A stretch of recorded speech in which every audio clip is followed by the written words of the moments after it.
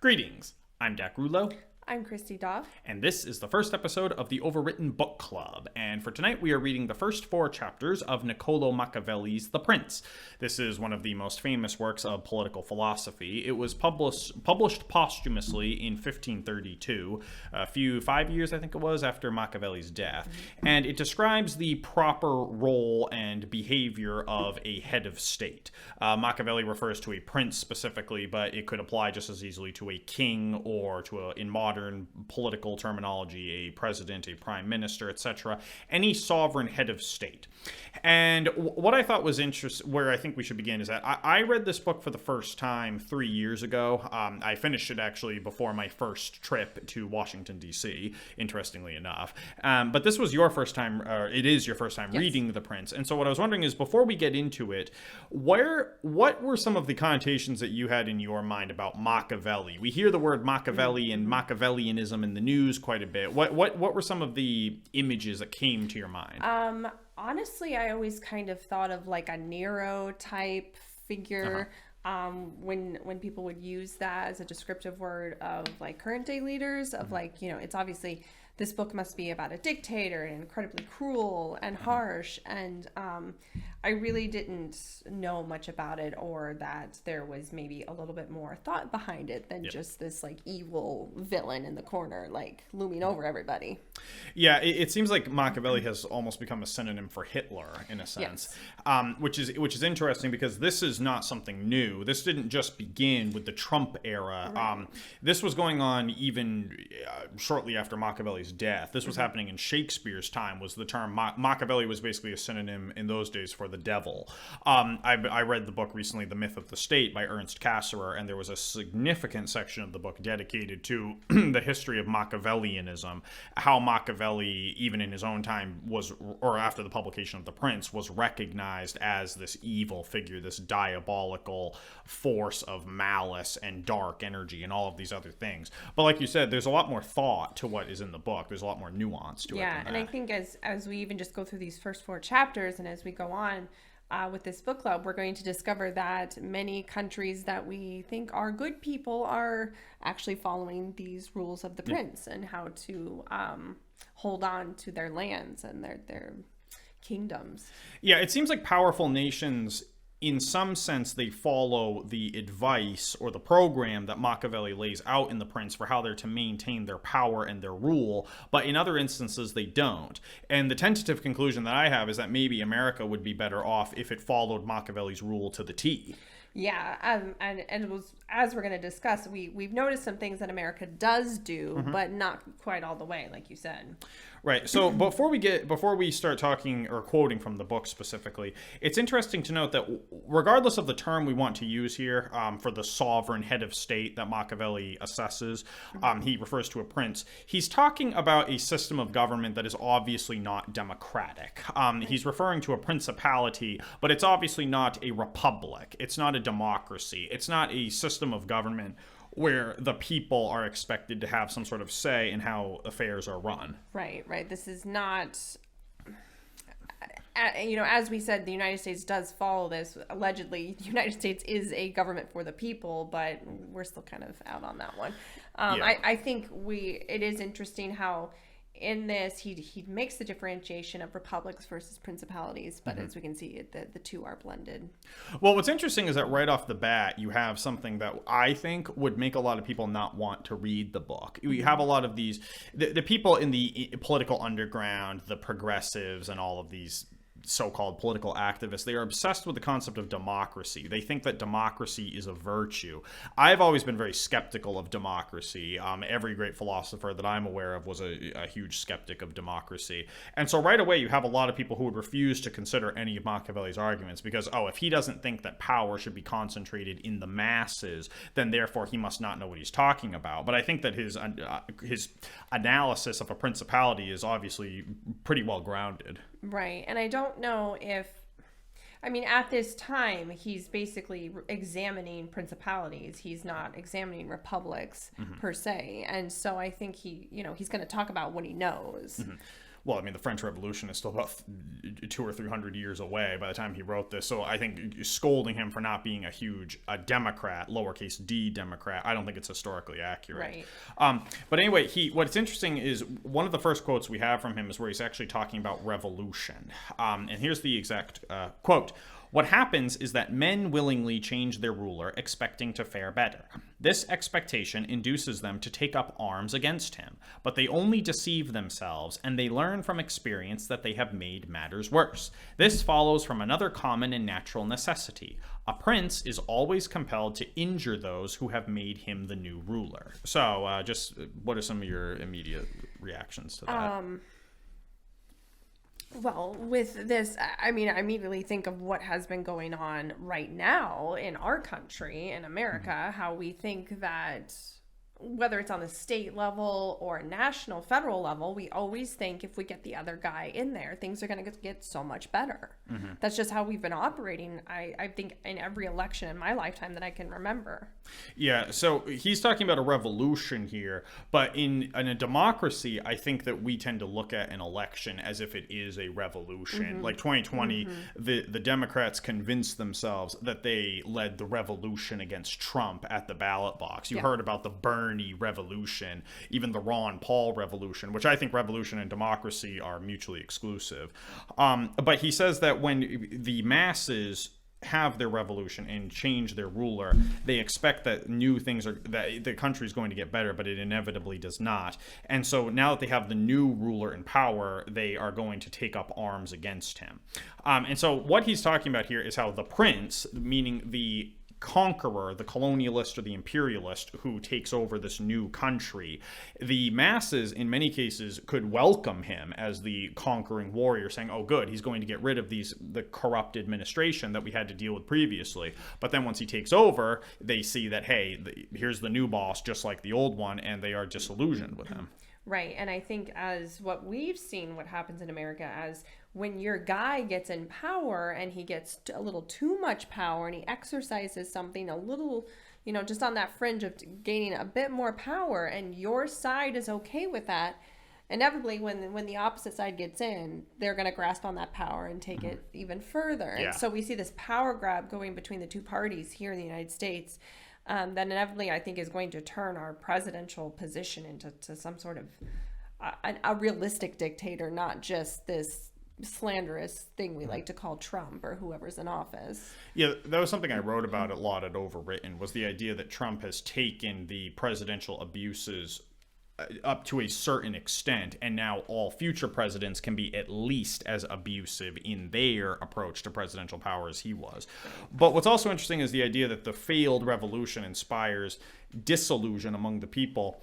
Maybe we see this in midterms where the Democrats are expected to lose a lot of House and possibly Senate seats in 2022, just like the Republicans lost House seats in 2018. It's this idea that once you've had your revolution, for lack of a better word, the results are inevitably disappointing, and that's why the so-called revolutionaries don't show up for round two. Right, and that's why, we get this midterm experience where we get a little shift in one or two of the branches of the government, and we haven't seemed to learn that when we do shift everything to one side, inevitably it's disappointing. Nothing gets done that was promised. Nothing gets done that side was even anticipating, let alone what the others were anticipating. And so we just seem to be in a very cyclical motion of electing this ping pong back and forth, and nothing's really getting done, and everybody's just getting disillusioned. So that is the sort of the disadvantage of when a revolution occurs, and now you have this conquering prince lording over the conquered territory. But there's also another quote of Machiavelli that examines the other half of the problem. Quote, "It is certainly true that when lands that have rebelled are reconquered, they are not lost so easily. For the ruler, taking advantage of the revolt, is less scrupulous in securing himself by punishing the offenders, probing suspects, and strengthening himself where he is weakest. So in other words, what he's describing here is a ruler who has conquered a foreign territory and now is going to make damn sure that he doesn't lose it, because he's going to be, well, specifically he's talking about a country that tried to rebel against him. Now that he has maintained control over it yet again, he's going to ensure that they don't have the same freedoms that they used to before, that they understand who the boss is. And there are obviously some modern parallels to that. Yeah. Do you think, like, specifically, I was thinking more of like states in this situation. Do you think like a state like California that once was very Republican and is now has turned so far left, and like they just had the recall election and they could not recall Gavin Newsom? Do you feel like they are sort of in this hole that they can never come out of now that the Democrats have gained California? Well, that's interesting. You could also make that argument about Texas, that there's some frustration with the Republican Party leadership there. But also, I was thinking more like the Civil War, where the South attempted to secede from the nation, and then once it brought back in, there was this effort to try to punish the South. The South really suffered economically after that, and in a sense has never recovered. Germany after the two world wars, for instance. And also just in the sense of COVID. Right now we see all this COVID authoritarianism. It seems to me that a lot of this has been an opportunity for the government to try to reclaim some of its power and tell people that certain forms of dissent are no longer tolerated. Right, and we've heard that a lot, that if we keep continuing to give up these freedoms through this COVID situation, we're never going to get them back. Sorry about the cats over there. Our cats are having they're having some political conflicts of their own. So now what we're talking about is we're seeing all of these modern parallels to what Machiavelli is talking about, which in one sense it's a good thing, because it helps us to see that there are precedents for some of the political questions that people have today. But on the other hand, it suggests that perhaps we have not learned our lessons of history. And to that, I have a quote. We actually have two quotes here about it's just about political disorders in general. Here we go. Quote, "Political disorders can be quickly healed if they are seen well in advance, and only a prudent ruler has such foresight.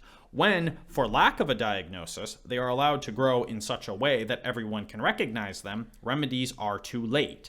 In these instances, the Romans did what all wise rulers must, cope not only with present troubles, but also with ones likely to arise in the future, and assiduously forestall them." So this idea that it's like in medicine, where when a person is in the beginning stages of a disease, it's easy to cure but difficult to diagnose. Machiavelli says that when a political problem has become so extreme that everyone and their mother can recognize it, that may be where it's too late to try to save the present system. Right. And just how my interpretation of this quote was quite literal, as for today's time of talking about disease and incurability, how our country, specifically in America, we are very in very poor health. We're obese. We don't eat great quality food, and how COVID has taken America by storm and killed all these people. But honestly, we've done this for decades now of setting ourselves up for something like this, and our health care is terrible. Our healthcare is a Band-Aid to something that preventatively we haven't been doing. Yeah. I didn't think of it in that literalist sense. Yeah. That's pretty good. That's interesting. Wow. And that is also in this country, it's seen as a political problem. It's seen as an administrative failure. So what would it say? That the government is so dysfunctional in this country that it not only fails to take care of the territories it has conquered, but it also fails to take care of the people at home. Yeah, and that is a huge problem. Not only are they not taking care of things out front, right in front of their faces, but we're sending all this money overseas to all these different territories we're in. We could talk about Israel getting a lot of money from us. Yes. And when that money could be spent at home to do all sorts of things, not just politically or socially, but health-wise too. The news came out today in America. What are they doing? Buying 500 million vaccine doses, something like that, and sending them to foreign countries. It's just, I don't think Machiavelli would have too many complimentary things to say about the way that this country is run. And for all of the fears people have about the brutal dictatorship of Machiavellianism, it sounds like to me it would be more efficient than what we have right now. Yeah. We're talking a bit about the how to manage conquered territories, imperialism or colonialism. Well, Machiavelli draws a very strong distinction, or makes a clear distinction, between colonialism and imperialism. He talks about how it is a good idea to establish settlements in conquered territories rather than to send soldiers to patrol the streets. And he argues that it's effective not only because it's cheaper, but also because it encourages the development of trade, it encourages relations between the colonialists and the natives, and he says that it's just a more harmonious system. Right, and he talks a lot about that when a new territory is gained, that prince should be there, and yes, there should be these settlements at the very least, so that he's getting information on what's going on. I mean, troops are going to be seeing things going on, but I feel like his point really was that settlement, the average people that are settling this area are going to have a better feel of what natively is going on. Yeah, it's the idea that the prince should establish some kind of personal residence in the conquered territory, go spend some time there so that he has firsthand experience. What I just thought of right now was the Cuban Revolution, where you had these Western businesses that were controlling the country. It seems like maybe America was a little too removed from what was going on in Cuba, and so when the revolution occurred, they didn't take it as seriously as they may have if they had more firsthand experience. Also, The Prince was written at a time when communication was obviously far more limited than it is now. So the prince receiving a letter 3 weeks after the revolution begins might not be able to do much about it. Right. Now, one of the things here that's also a problem for some of the progressives and these moral activists that we see in the independent media is that any suggestion of colonialism or imperialism is in their mind going to be unforgivably distasteful. Like, because Machiavelli talks about colonialism, therefore he is worthless and we cannot trust a single word the man, or respect a single word the man had to say. We have to recognize that this was occurring at a time when this colonialist, international global colonialist fight was so widespread. And so if you weren't trying to conquer territories and maintain your political power, someone else was going to infringe upon it. Right. And I think he's talking about, if you're going to do these things, this is how to do it right. Yes. He's not talking about a democratic revolution. He's not talking about, like we said earlier in the video, a government for the people. He's talking about how to do this correctly and what are the good things and bad things to do. I think this topic was very interesting because we just recently have gone through, us leaving Afghanistan and how long we were actually there.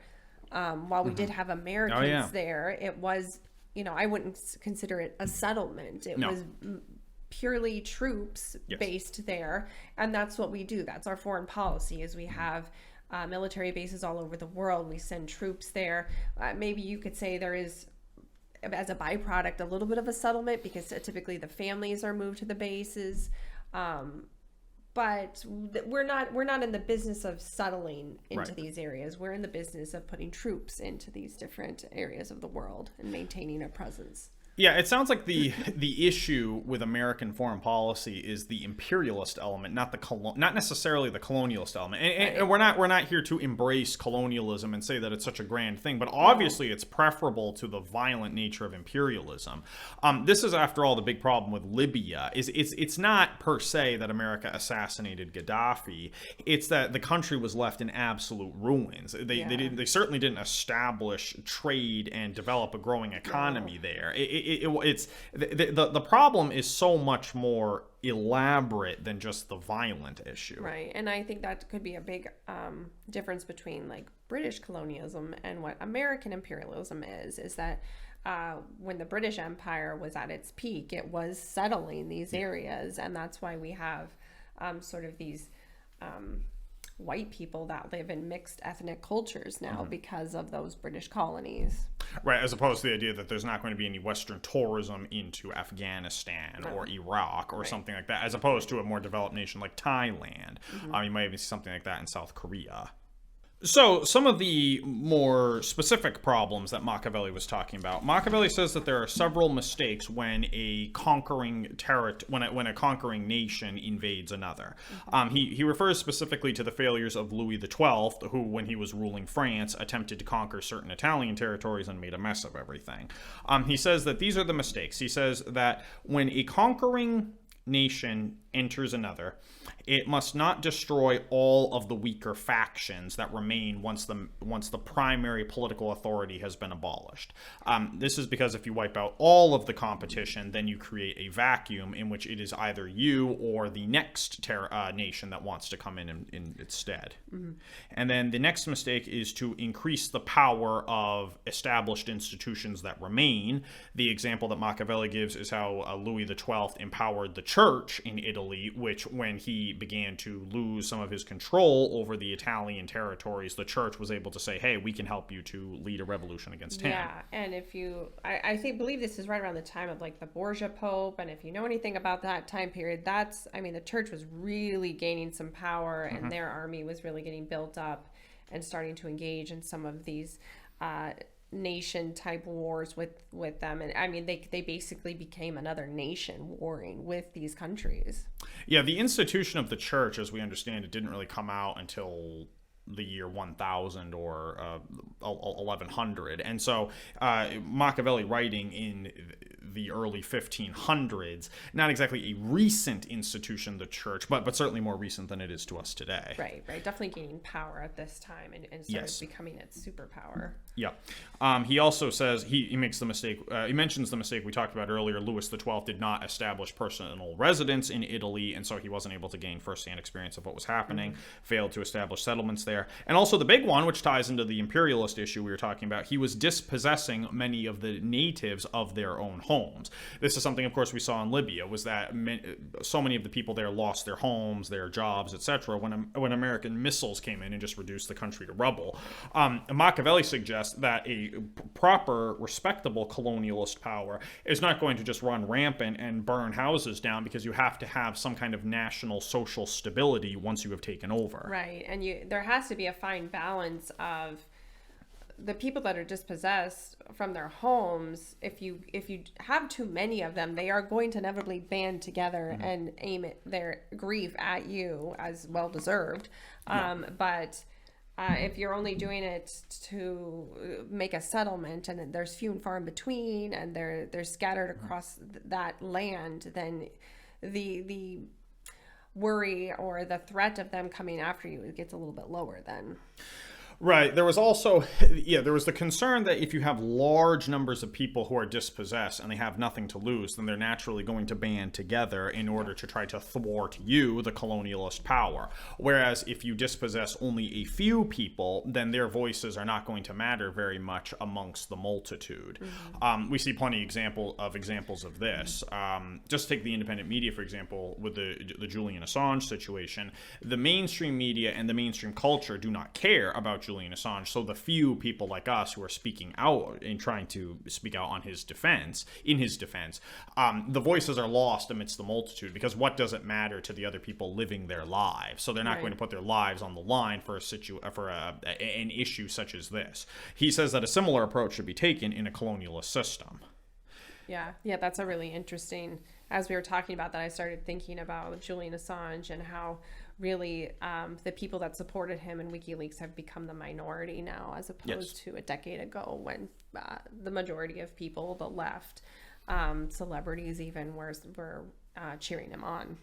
Yeah, and it's also interesting, this gets us into the moral issue a little bit, where again, you're going to have progressives and other moral activists who are going to say, hey, wait a minute, this is disgusting. He's saying you should dispossess a few people if need be. You just shouldn't do it for practical reasons. You shouldn't dispossess everybody. And yeah, we're not here to whitewash Machiavelli. We're not here to say that everything he said was morally glorious. No, I feel like we have to say this. We're not endorsing that this is to be done and instructing others on how to do this. We're examining this book, and we are finding the parallels between, the 1500s and today's situation politically and socially.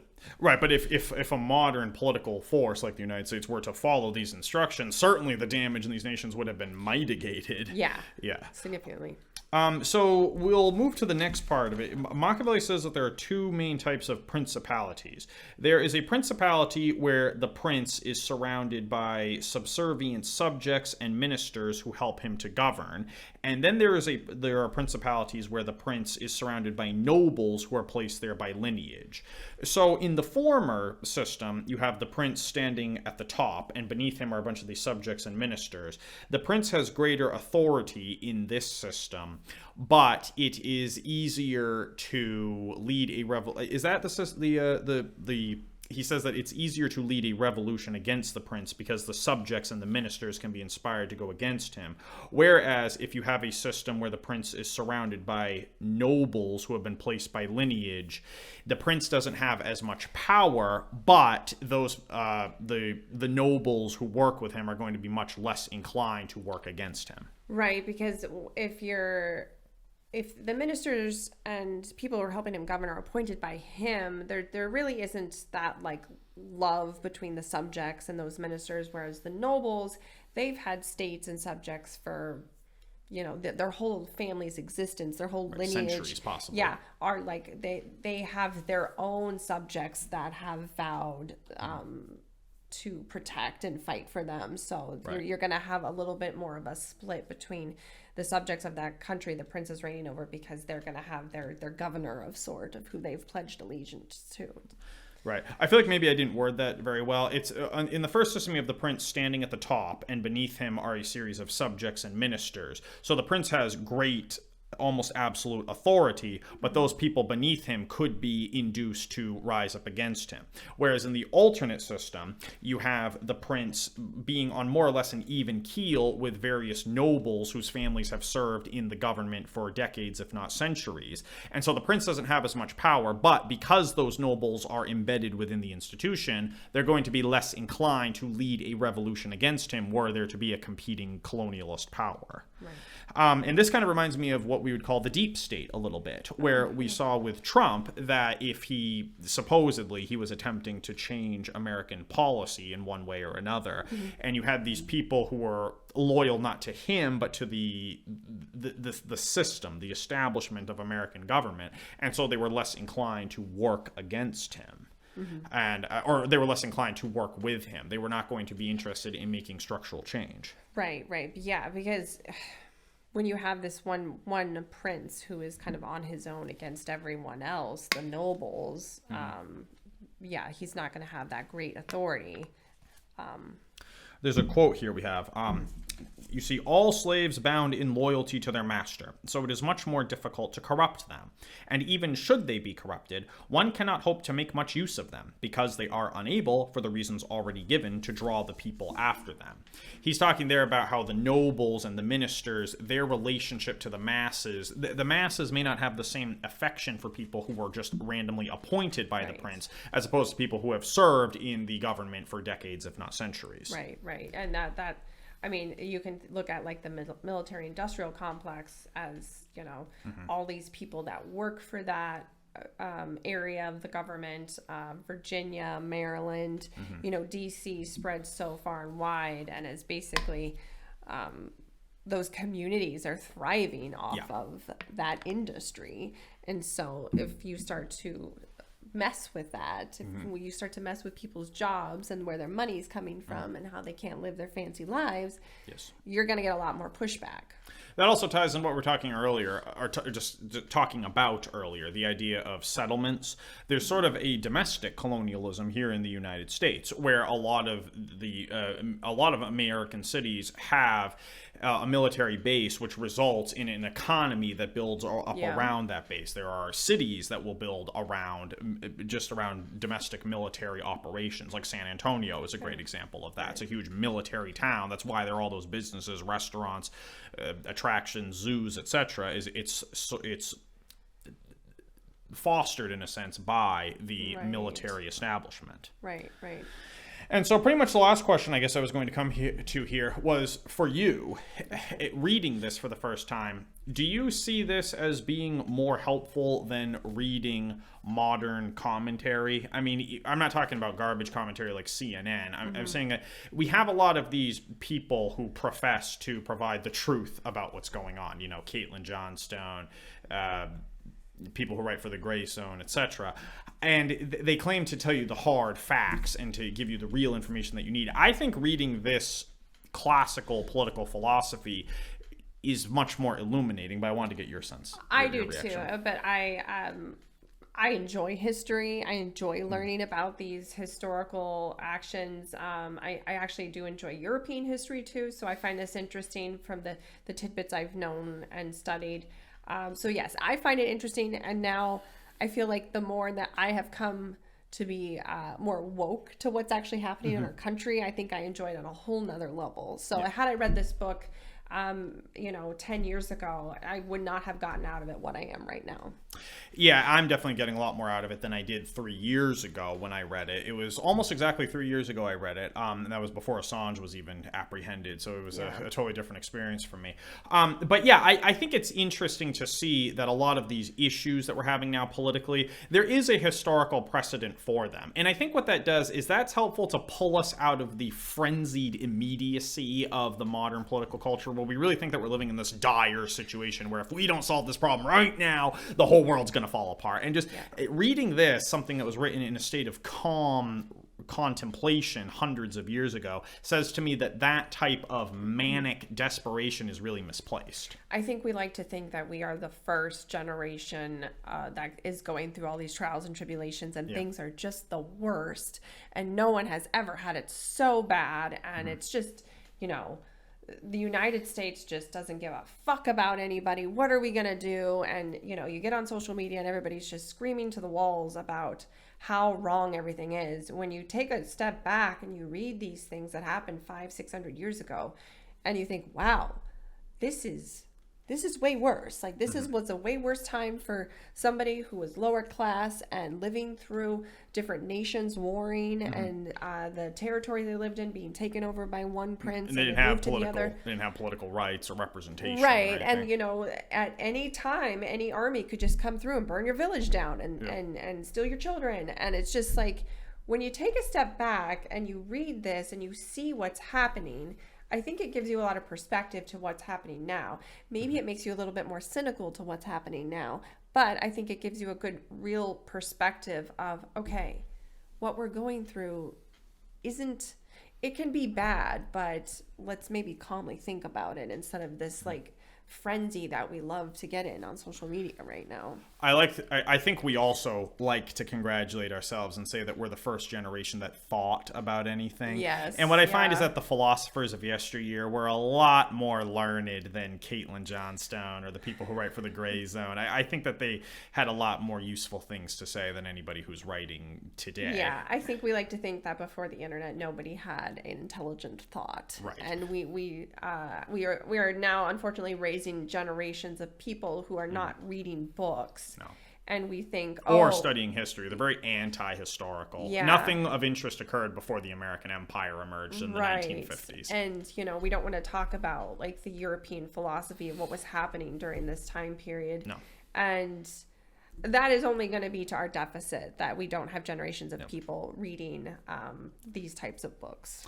So in other words, I think it's safe to say Machiavelli 2024. That's okay. But no, I just want to say thank you to our audience for watching the first episode of the Overwritten Book Club. We will read for the next episode. We will read. Let us see. We're doing the next 4 chapters. Yeah, I think we had talked about going to. Yeah, we'll read the next 4 chapters. So we will have chapter 8 complete for next week's edition of the Overwritten Book Club, reading Niccolo Machiavelli's The Prince, who's hidden behind the microphone. And we just wanted to say thank you very much to our audience for watching. We hope that you've enjoyed it. Leave any comments down, leave any questions in the comment section below, and we will try to answer them during next week's video. I've really enjoyed this first one. Yes, this was fun. Yes, and I'll just say we will just say thank you very much and good night. Good night.